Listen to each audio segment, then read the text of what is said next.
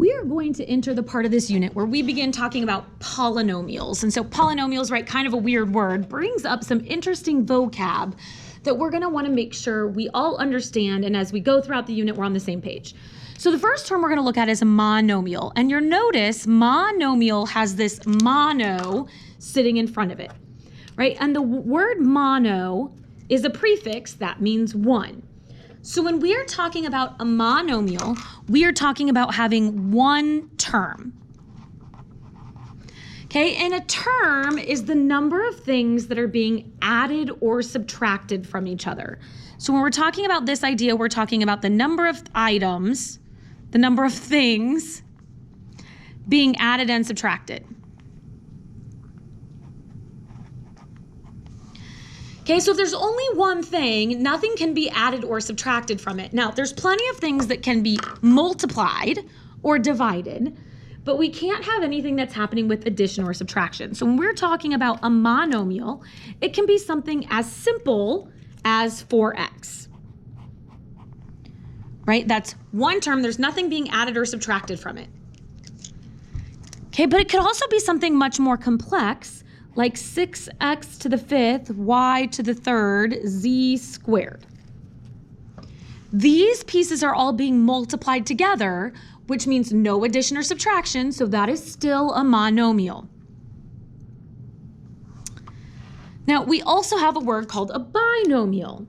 Binomial, you'll notice, has a prefix of bi, and bi means two.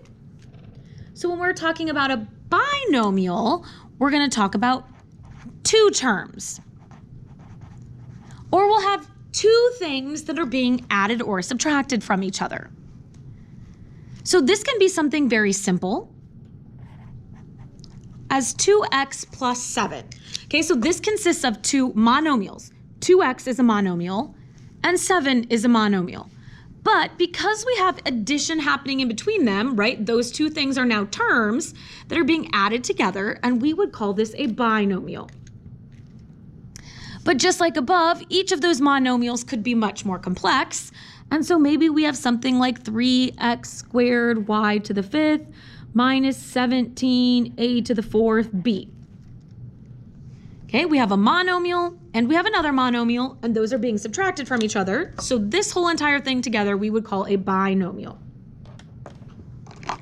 So it probably shouldn't be that surprising to us then that the next word that we see is a trinomial. And this has a prefix of tri, which means 3. Okay, so a trinomial has 3 terms. So we have 3 pieces that are being added or subtracted from each other. So again, could be quite simple. X squared plus 7x minus 8. Right, we have 1, 2, 3 different pieces that are being attached with addition and subtraction. Or it could be something much more complex. 6a squared b to the 3rd minus 7a squared plus 10b.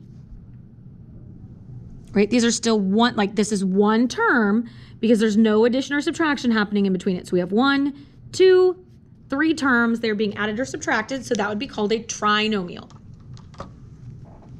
The last term that we're going to look at is a polynomial. And the prefix poly means many. So when we are talking about a polynomial, we are talking about any number of terms.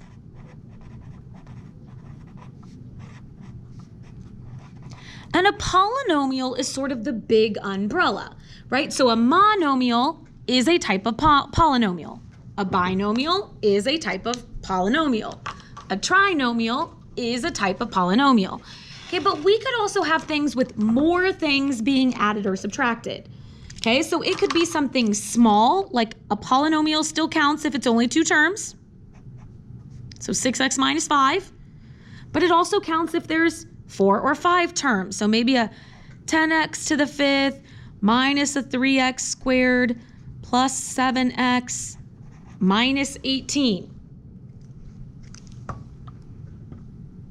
All right, a 4x to the 5th minus 7x squared plus 12x. Any number of terms. Now, We can give this a more specific name that we call a trinomial, and we can give this one a more specific name that we call a binomial, and we would say that this is a polynomial that contains 1, 2, 3, 4 terms.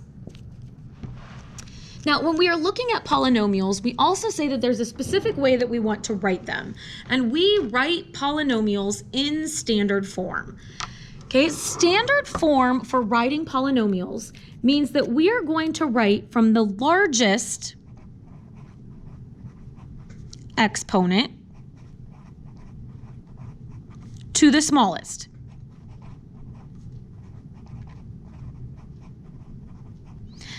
Now, this really has something that we call a degree, but we're not going into that vocab word today. Okay, so we really want our degree to be from least to greatest. So we want our largest exponent all the way down to our smallest exponent. So when we are looking at this, okay, we would say that something is in standard form if it says 6a to the third plus 2a squared minus 5a. So this has an exponent of 3, of 2, and of 1. So this is in decreasing order from largest all the way down to the smallest. We would say something that is not in standard form if it says 4y plus 18y squared minus 7 plus 12y to the third. But what we can do is we can rewrite this in standard form by looking at each of these exponents. So this has an exponent of 1, of 2. This has no variable, so no exponent at all, that's 0, and of 3. And so we could rewrite this in standard form by starting with the largest exponent. So that would be our 12y to the third. That is positive. So I'm writing that down first. Okay, and then I would move on to my next largest, which is a positive 18y squared. 1 would be my next largest, which is a positive 4y. And then finally my 0, which would be a minus 7. And so this would be what that looks like in standard form.